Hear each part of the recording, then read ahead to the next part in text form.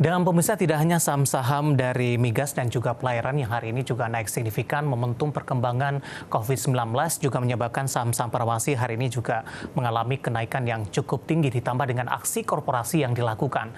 Salah satunya pemirsa PT Pyridam Pharma Tbk atau PYFA melalui anak usahanya PYFA Australia Pty Ltd berencana mengakuisisi 100% saham perusahaan farmasi asal Australia Probiotic Limited, di mana langkah ini dilakukan sebagai upaya perseroan untuk bermitra dengan pemain farmasi global yang nantinya akan menguntungkan perseroan dan juga industri farmasi Indonesia.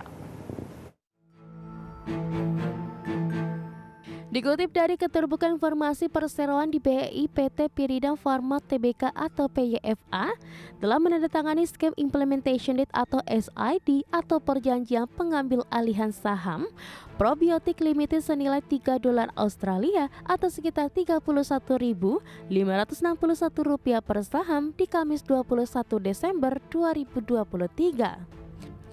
Meski demikian, PYFA belum merinci berapa total seluruh saham yang diterbitkan oleh Probiotic Limited, sehingga besaran nilai akuisisi secara pasti belum diketahui. CEO PT Pyridam Pharma Tbk atau PYFA, Li Yangquan, mengatakan akuisisi ini akan memberikan akses ke teknologi terdepan dan juga kesempatan untuk bermitra dengan pemain farmasi global yang nantinya akan menguntungkan perseroan industri farmasi di Indonesia. Selain itu, melalui rencana akuisisi tersebut, PYFA bisa meraih skala ekonomis yang lebih menguntungkan dan mengarah pada efisiensi dalam rantai pasokan dan produksi.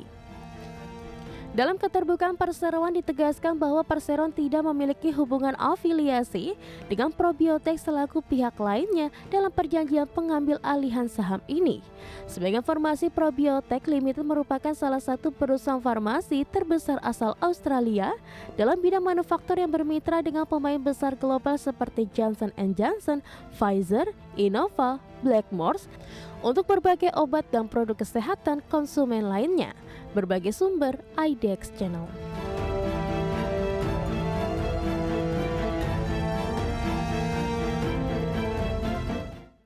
PYFA termasuk saham-saham farmasi yang hari ini mengalami penguatan yang cukup signifikan pemirsa, meskipun di penutupan atau di beberapa menit jelang penutupan sesi kedua penguatannya lebih ke arah terbatas.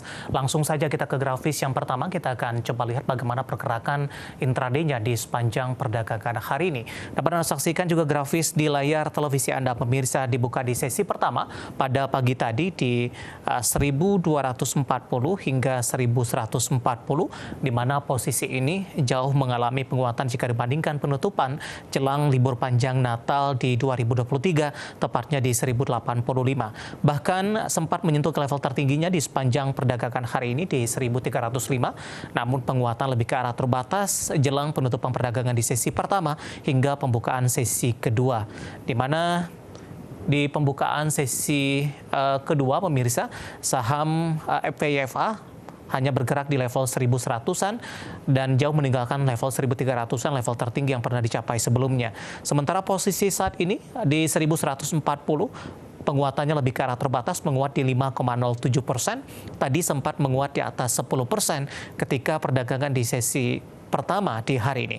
Kita beralih ke grafis selanjutnya, kita akan coba lihat juga bagaimana pergerakan saham PYFA di beberapa bulan terakhir. Dapat Anda saksikan juga grafis selanjutnya pemirsa, di mana di sepanjang perdagangan Juli hingga November, rata-rata pergerakan saham PYFA tidak kemana-mana di level 800-an, 700-an, hingga 830. Namun di perdagangan Desember ini mengalami lonjakan yang cukup signifikan, tepatnya di 4 Desember di awal bulan ini sempat menguat di 1400-an, namun dalam beberapa perdagangan terakhir, terutama di beberapa hari jelang penutupan di perdagangan 2023, penguatan PYFA lebih ke arah terbatas. Nah, bagaimana dari sisi valuasi pemirsa dengan beberapa indikator yang ada? Kita akan coba cek ke grafis selanjutnya. Dapat Anda saksikan juga grafis di layar televisi Anda pemirsa. Kita akan coba lihat dari posisi price earning ratio-nya minus di 10,89 kali, PSR-nya di 0,95 kali, PBV-nya di 1,67 kali,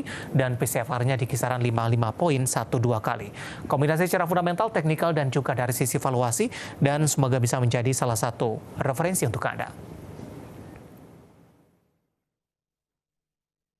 Kita akan jeda kembali dan tetap di tempat Anda karena setelah ini kita akan review bagaimana jalannya perdagangan di sepanjang hari ini. Kemudian proyeksi indeks harga saham gabungan di sisa beberapa hari perdagangan di 2023 dan proyeksi di 2024. Dan pemirsa, kami akan segera kembali sesaat lagi.